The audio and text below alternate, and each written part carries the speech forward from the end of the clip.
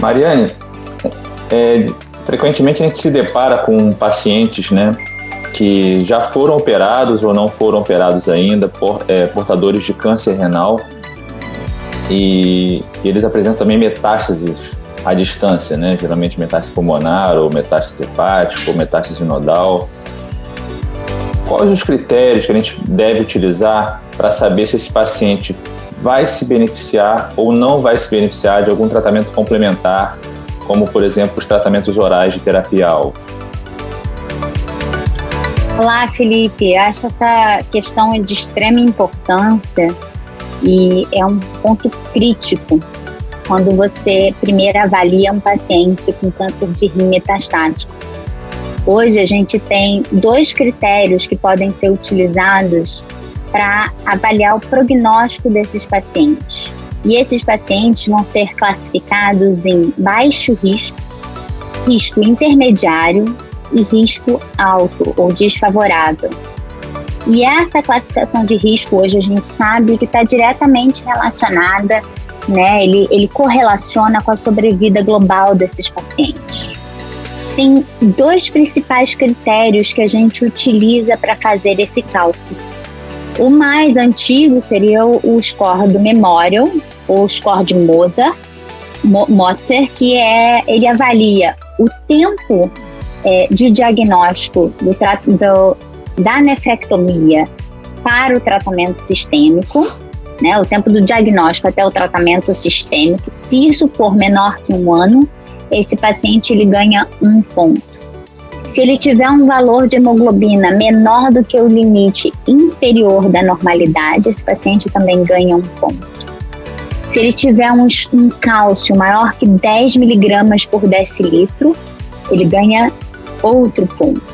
Se ele tiver um LDH maior do que 1,5 vezes maior do que o limite superior da normalidade, ele ganha mais 1 ponto.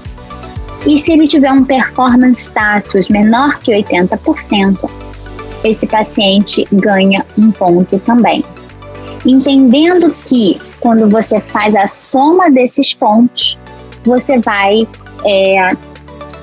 decidir se esse paciente ele está no risco favorável, de baixo risco, no risco intermediário ou no risco alto. Então, se você tem 0 pontos, esse paciente ele entra, né, se ele não pontua em nenhuma dessas categorias, ele entra como risco favorável, baixo risco, tá? E esses pacientes vão ter uma mediana de sobrevida em torno de 20 meses. Se esse paciente tem 1 ponto ou 2 pontos, né, 1 a 2 pontos, ele entra no risco intermediário e ele acaba sendo, ele tem uma mediana de sobrevida de em torno de 10 meses, tá? Então, 1 ponto ou 2 pontos, esse paciente intermediário, ele tem uma mediana de sobrevida de 10 meses. Acima de 3 pontos, ele entra no risco alto e aí a sobrevida dele, você tem uma queda expressiva com uma mediana de sobrevida de em torno de 4 meses. Esses são os critérios do Memorial, os critérios de Mozart. Hoje em dia a gente tem usado e tem visto mais nos trabalhos um segundo critério, que é o critério de Heng, que é o IMDC, tá? O critério do IMDC, ele avalia algumas pontuações diferentes dos critérios do Memorial. Ele, assim como do Memorial, avalia o tempo do diagnóstico até a necessidade de tratamento sistêmico. Se isso for menor que 1 ano, o paciente pontua. O performance status, menor que 80, assim como outro critério.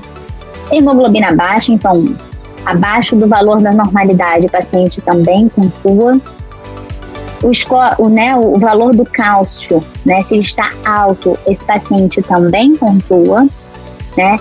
Diferentemente do Memorial, né, ele não leva em consideração o LDH, mas ele leva em consideração o aumento de plaquetas e o aumento de neutrófilos. Tá? Então, tem pequenas diferenças nas unidades que vão ser consideradas para pontuar esses pacientes, mas essencialmente, né, o objetivo final é tentar classificar, botar esses pacientes em categorias de risco, né, sendo elas favorável, intermediária ou desfavorável. Aí a pontuação para o IMDC para classificar conforme essas categorias é igual à do Memorial. Então, 0 pontos, esse paciente tem um risco favorável. De 1 a 2 pontos, ele tem um risco intermediário. E maior que 3 pontos, esse paciente é considerado de risco desfavorável. Lembrando que 75 a 80% dos pacientes que vão ser selecionados para tratamento de primeira linha da doença metastática vão ter pelo menos uma desses fatores de riscos positivos. Então, quer dizer, eles vão estar, né, sendo classificados como pelo menos de risco intermediário. Não raro a gente se depara com pacientes de risco desfavorável. E qual é a importância disso hoje? Além da gente entender a diferença, né, que isso pode impactar em termos de sobrevida para o paciente. Hoje a gente já tem estudos mostrando que essa classificação nos ajuda a decidir a terapêutica para esse paciente, né? Então hoje a gente tem estratégias terapêuticas, por exemplo, com combinações de imunoterapia, que elas estão recomendadas para os pacientes de risco desfavorável. Entretanto, tem outras combinações, né, de imunoterapia e TKIs que seriam plausíveis tanto para pacientes de risco favorável, intermediário e desfavorável. Então, entender, aplicar e lançar mão dessa estratégia antes de tratar esse paciente vai, inclusive, te ajudar a traçar uma estratégia terapêutica adequada. Os dados são importantes, né, Mariane? Porque até para já encaminhar para o oncologista clínico, para o colega, já com esses dados em mãos, né? Então, você já solicitar ao paciente que já tenha dosado um cálcio, um LDH, uma hemoglobina, neutrófilo, porque tudo isso já vai chegar para o oncologista clínico e ele, de repente, já começa o tratamento, ganha tempo, né, etc. Uma coisa Isso é exame simples, laboratório, né? Então a gente consegue resolver isso facilmente.